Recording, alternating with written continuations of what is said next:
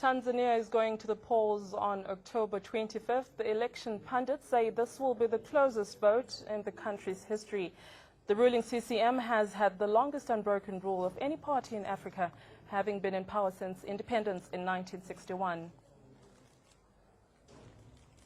But nowhere in the battle is more keenly watched than in Zanzibar, where there has been major violence at election time, multiple times since 1995. There are now some warning signs that this could be repeated. The election will also decide whether Zanzibar demands for greater independence from Tanzania. There is more than even a chance that CUF will be the government in Zanzibar. After the October 25 election, internal polls are showing them up to 60-40, and they have an ambitious program to turn Zanzibar into the Singapore of Africa. Clearly, there's a lot at stake. And now we're joined by Vice President of Zanzibar, Seif. Welcome to Africa Tonight, sir, on ANN7. Now, how closely do you think Tanzania elections will be fought this time? Well, I think that in Tanzania, on the 25th of October this year, we shall have general elections for the whole Republic of Tanzania, and we'll have elections for Zanzibar. In Zanzibar, always it has been a close-fought elections. We have major two parties, as you can say that is a two-party system, and in all elections from 1995, 2000, 2005, 2010, they were very, very close, too close to call. And we believe that in all these elections, CUF, my party, won the elections, but we were rigged out of power. This time, you find it's not so close. It is there's a very big gap between the followers of CCM and those of CUF. The people have swayed towards CUF. Even traditional CCM voters now have swayed to CUF.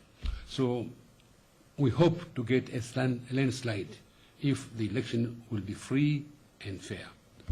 On the part of the rest of Tanzania, in the mainland, always the opposition was very weak there, very much divided.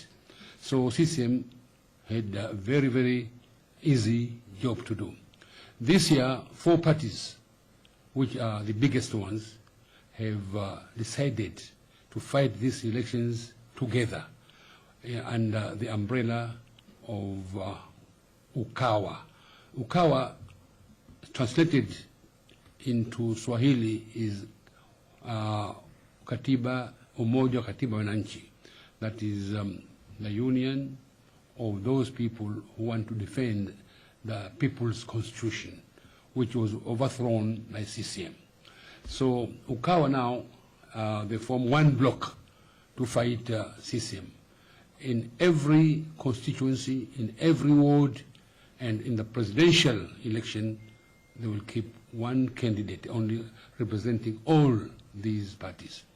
And so far, seeing the campaign as it's going, you find it is very tough for CCM, and it is very clear that the majority of Tanzanians, because the majority of Tanzanians are youth, and youth, they want change.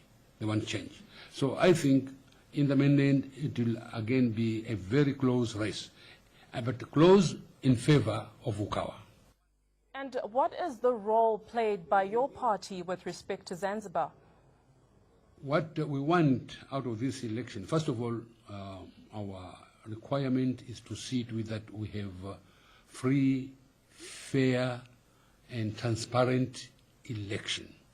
And if we have free and fair, transparent election, then we are sure, 100% sure, that we shall get a landslide. So what we want to see to it is that the international observers should be very, very much close to see everything what is happening there, because Zanzibar is very much used to all rigging techniques, but also sometimes the use of violence.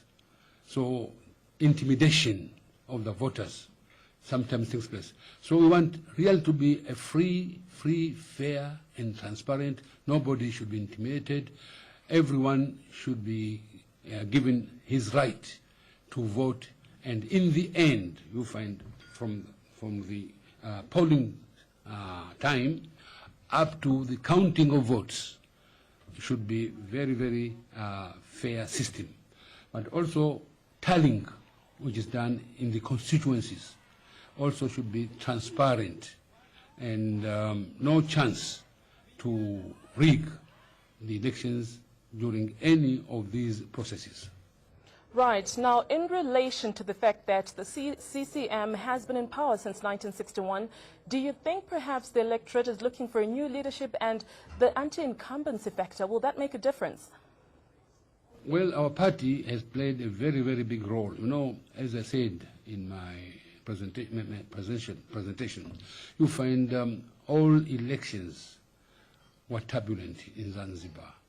And as islands, there was always a conflict between the followers of many parties.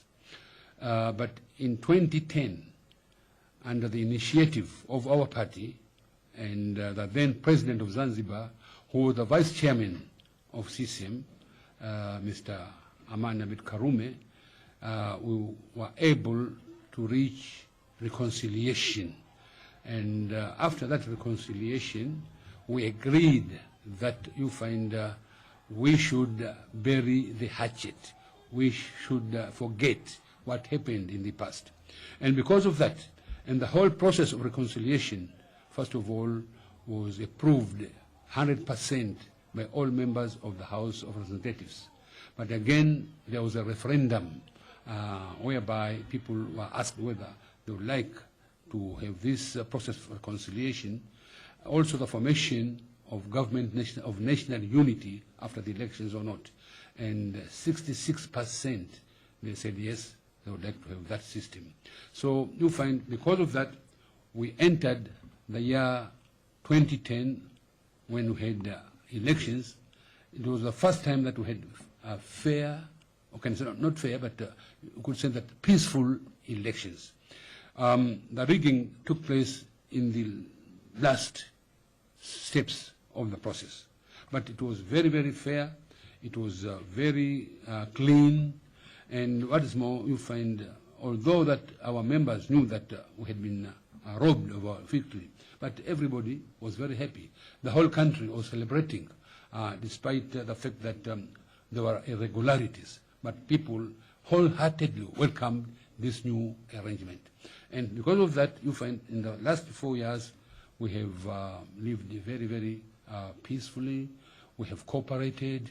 You see, there was no conflicts between members of two parties. These conflicts have surfaced at the time of registration for these elections. So you find the party has contributed very much.